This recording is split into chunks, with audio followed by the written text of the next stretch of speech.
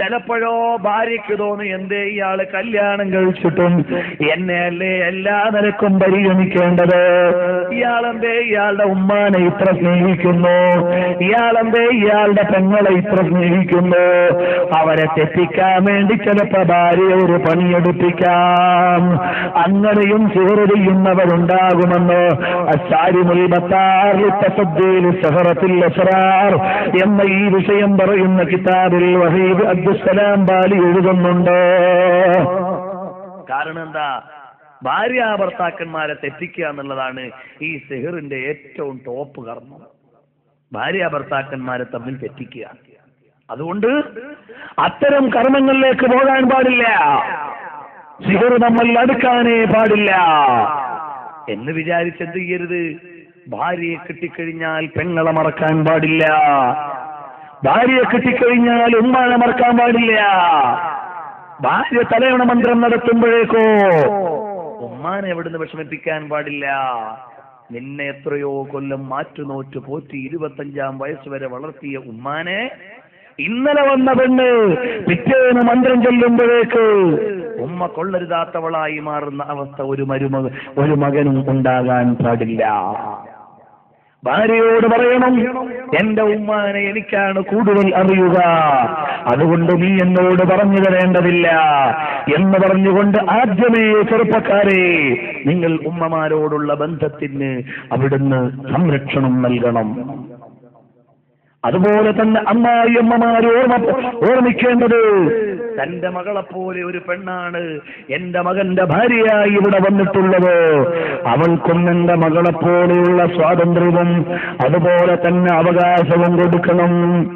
കാരണം എന്താണ്? അവിടുന്ന് മകളുടെ കയ്യിൽ നിന്നൊരു ഗ്ലാസ് വീണ് പൊട്ടുമ്പോ, മോളെ ഗ്ലാസ് പോയാലും വേണ്ടിയില്ല, നിന്റെ കാല് മുറിഞ്ഞില്ലല്ലോ എന്ന് പറയുന്ന ഉമ്മ മരുമകളുടെ കയ്യിൽ നിന്നൊരു ഗ്ലാസ് വീഴുമ്പോഴേക്ക് നീ ഇവിടെ മുടിപ്പിക്കാൻ വന്നവളാണെന്ന് പറയാറില്ലേ? ആ ടോണങ്ങ് മാറണം, ആ ശൈലിയങ്ങ് മാറണം. കഷ്ടകാലത്തിന് പിറ്റേന്ന് പേടിച്ചു കൊണ്ടുവരുമ്പോ രണ്ടാമത്തെ ഗ്ലാസും വീണാലോ നീ ഇടങ്കാല് വെച്ച് കയറിയപ്പോഴേ ഇവിടെ മുടിപ്പിക്കൽ തന്നെയാണ് എന്ന് നിന്റെ അടുത്ത കൊട്ടേഷൻ വരണ്ട.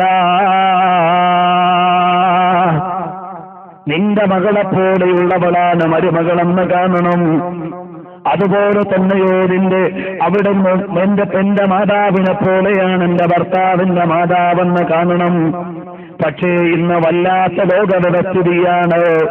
പ്രായമുള്ളവർക്ക് സേവനം ചെയ്യാൻ മനസ്സുള്ള പെണ്ണുങ്ങൾ കുറവാണ്. അതുകൊണ്ട് കല്യാണം കഴിച്ച് 3-ാമത്തെ ദിവസം മുതൽ ഭർത്താവിനോട് പറയും, നമുക്ക് സെപ്പറേറ്റായി വീട് വേണം എന്ന് പറയുന്ന കാലം വന്നുപോയി. അതിന് സഹായകമായി ഒരു സ്ത്രീധനവും ഇവിടെ നിലവിലുണ്ടായിപ്പോയി. കാരണം എന്താ? അവള് പറഞ്ഞു കുറച്ചൊക്കെ കേട്ടേ പറ്റൂ. കാരണം എസ്റ്റേറ്റും കൊടുത്തിട്ടുണ്ട്, വീടും കൊടുത്തിട്ടുണ്ട്, കാറും കൊടുത്തിട്ടുണ്ട്. അതുകൊണ്ട് ഇനി വേറെ താമസിക്കണമെന്ന് പറഞ്ഞാൽ ചിലപ്പോൾ അനുസരിക്കേണ്ടി വരും. ആ അവസ്ഥയിലേക്ക് മാറിപ്പോയി.